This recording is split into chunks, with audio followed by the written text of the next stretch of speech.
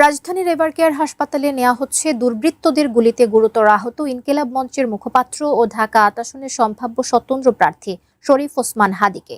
এই নেতা গুলিবিদ্ধ হওয়ার পর দেশের বিভিন্ন মহল থেকে আসছে তীব্র প্রতিক্রিয়া, যা থেকে বাদ যায়নি প্রধান উপদেষ্টা থেকে শুরু করে রাজনৈতিক নেতারাও।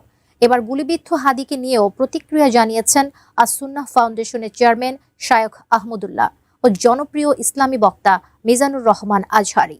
এই ওসমান হাদি এবং তার ভাই বোনেরা আল্লাহ ছাড়া এই জমিনের নিচে আর কাউকে ভয় পায় না। ঢাকা ৮ আসনের সম্ভাব্য স্বতন্ত্র প্রার্থী শরীফ ওসমান হাদিকে গুলি করা দুই যুবককে শনাক্ত করেছে ফ্যাক্ট চেক প্রতিষ্ঠান দ্য ডিসেন্ট। 12 ডিসেম্বর ফেসবুকে দেওয়া এক পোস্টে এমনটাই দাবি করে প্রতিষ্ঠানটি। এ সময় ওসমান হাদিকে গুলি করা দুই যুবককে জনসংযোগে অংশ নেওয়া দুই ব্যক্তির পোশাকের মিল থাকায় একটি ছবি প্রকাশ করা হয়।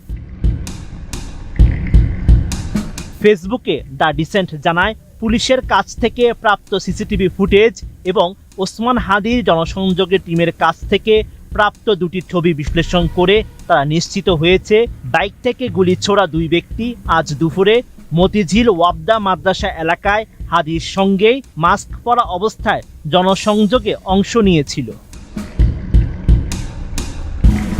ফ্যাক্ট চেক প্রতিষ্ঠানটি আরও জানায়, গুলিকারীদের চিহ্নিত করতে আজকে জনসংযোগের আরও ছবি ও ফুটেজ সংগ্রহের চেষ্টা করা হচ্ছে।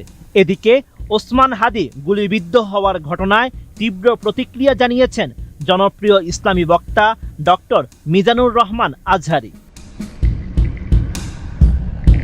হাদিকে নিয়ে 12 ডিসেম্বর ফেসবুকে একটি পোস্টে আজহারি লিখেছেন, রক্তাক্ত জুলাই পরবর্তী বাংলাদেশে খোদ জুলাই সৈনিক গুলিবিদ্ধ। জুলাই সৈনিকদের নিরাপত্তা কোথায়?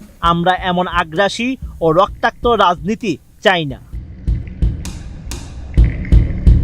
এছাড়া ইনকিলাব মঞ্চের এই মুখপাত্রের গুলিবিদ্ধ হওয়ার ঘটনায় গভীর উদ্বেগ প্রকাশ করেছেন সামাজিক সাহায্য সংস্থা আস-সুন্নাহ ফাউন্ডেশনের চেয়ারম্যান শায়খ আহমদুল্লাহ।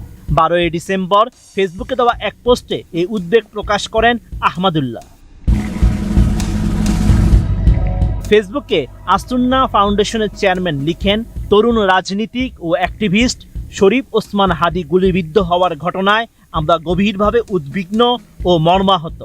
আল্লাহ তাকে সুস্থভাবে আমাদের মাঝে ফিরিয়ে দিন।